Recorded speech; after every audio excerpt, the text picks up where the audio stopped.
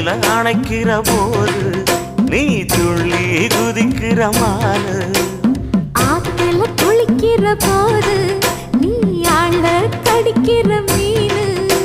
உன் இடுப்பு சேல நழுவ நான் எடுத்து எடுத்து தழுவ. ஏ தன்னானே தாமரப்பு மாமா தள்ளாடும் தண்ணியில. தாமர புத்திடுச்சு புள்ள தாவணி வாங்கி வர.